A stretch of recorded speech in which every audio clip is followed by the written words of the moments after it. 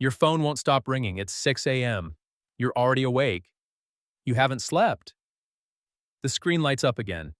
Your CFO, you let it ring because you already know what he's going to say and you're not ready to hear it said out loud. Once someone says it out loud, it becomes real. Right now, it's still just a number on a screen. A very bad number. But just a number. You pick up. He doesn't say good morning. The withdrawals hit 6 billion overnight. The system is choking, engineering has been up all night, we can't process the queue, people can't get their money out. You already know this. You've been watching the dashboard since 2 a.m. from your bed in the Bahamas, phone in both hands, watching the number go in one direction. Down. Only down. Like a drain you can't cover with your hand fast enough. You tell him you're coming in, you hang up. You sit on the edge of the bed for a moment. The ceiling fan turns. The ocean outside is completely indifferent. You built a $10 billion company in 4 years. You were on magazine covers. People named their children after your ideas. And right now you're sitting on the edge of a bed in Nassau trying to remember how to breathe correctly. You get in the car. Your driver doesn't speak. Good. You don't want words right now. You want 5 more minutes where fixing this still feels possible. It started 9 days ago with one article, 12 paragraphs. A reporter got hold of your trading firm's balance sheet and published what was on it. What was on it was your own token. Billions of it. Your trading arm was collateralized with money you printed yourself, a number that existed because people trusted your platform. The moment they stopped trusting it, the number would stop existing. The article explained this clearly. 1 million people read it by morning. You told yourself it would blow over. You'd seen bad press before. You posted online that everything was fine. You used words like strong and liquid and fully backed. You believed some of them when you typed them. Then your biggest competitor read the article too. He announced he was selling his entire position in your token. $500 million, gone in one tweet. 11 words. You read those 11 words on your phone while eating lunch and felt something shift behind your sternum. Not panic, something quieter than panic. Recognition. You recognized what was coming the way you recognize the smell of rain before it arrives. You just couldn't stop it. That was 3 days ago. Now you're walking into your own headquarters and the faces tell you everything before anyone opens their mouth. Your engineers look like people who have been told there's a fire but haven't been told where the exit is. Your head of operations is on 2 phones at once. Someone has taped a printout to the wall. Withdrawal queue. The number has 8 digits. You sit down in the glass conference room.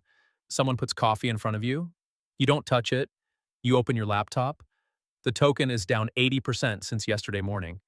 Your net worth, the number that took 4 years to reach 16 billion, is moving in real time on your screen. It's not 16 anymore. It's not 10. It's not 5. The number is dissolving. You watch it dissolve the way you'd watch ice in a glass. Unable to stop it. Unable to look away. Your general counsel comes in and closes the door. She doesn't sit down. She says the Bahamian regulator called. They're freezing the accounts of the local subsidiary. Effective immediately. She puts a document on the table in front of you. You look at it. The words are in English. You read English. You cannot process what you're reading. You ask her what that means for withdrawals. She tells you what it means for withdrawals. You nod slowly like the answer is acceptable. It is not acceptable. It means 1 million people woke up this morning and their money is locked inside something with your name on it and the door just got welded shut. You spend the next 6 hours on the phone. You call every fund you know, every contact, every person who ever said, "Let me know if you need anything at a conference," while shaking your hand. You need $9 billion in 48 hours. You say the sentence on 12 different calls. 12 times you hear versions of the same word. No. Some of them open your books first. They look for a few hours. Then they call back with the same word. The books are the explanation. You don't need to ask why. One potential buyer gets further than the others. His team spends 6 hours going through everything. 6 hours of silence on your end. 6 hours of your assistant bringing you food you don't eat, and water you don't drink, and updates that aren't updates. Then his team calls your team. They're out. They don't say why. When someone looks at your books for 6 hours and then walks away without a word, the books are the reason. You file for bankruptcy the next morning. Chapter 11. You sign the papers at a desk in a conference room. Your lawyer is next to you. Your CFO is across from you. Nobody talks. You sign your name 7 times. The same name that's on the building, the same name that's in the press releases, the same name that's now going to be in every newspaper in the world by 9 a.m. You resign in the same document. By noon, your net worth is listed as essentially zero on every financial site that tracked it. Not down, not reduced, zero. The number that took 4 years to build takes 96 hours to disappear completely. There is no gradual. There is no process. 1 week you are worth $16 billion. The next week you are worth the clothes you're wearing and whatever is in your wallet. Your phone is a different object now. It used to connect you to people who wanted things from you. Access, money, advice, introductions. Now it connects you to people who want things from you in a different way. Lawyers, regulators, journalists with your personal number who you don't know how you got it.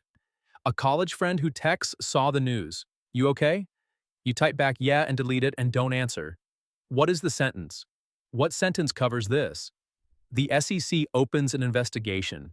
Then the DOJ, then a third agency whose acronym you have to look up. You sit in a room with 6 lawyers and they explain what the next period of your life looks like. You listen. You nod in the right places. One of the lawyers is younger than you. She's explaining federal wire fraud to you the way a teacher explains long division to a 10-year-old. You let her. They arrest you on a Tuesday morning in Nassau. Your lawyer is there. You knew this was coming. You have known for days. Knowing something is coming and having it arrive are two completely different experiences. The handcuffs are lighter than you expected. You don't know why you expected them to be heavy. The cell is small. Of course it is. You sit on the edge of the cot.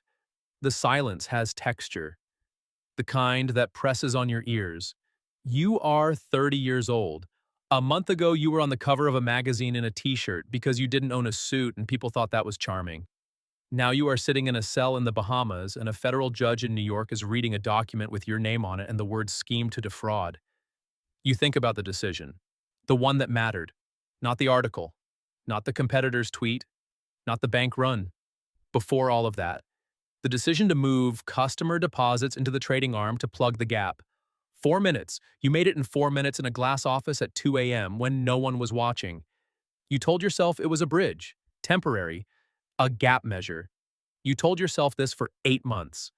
8 months of telling yourself a story. 96 hours to lose everything.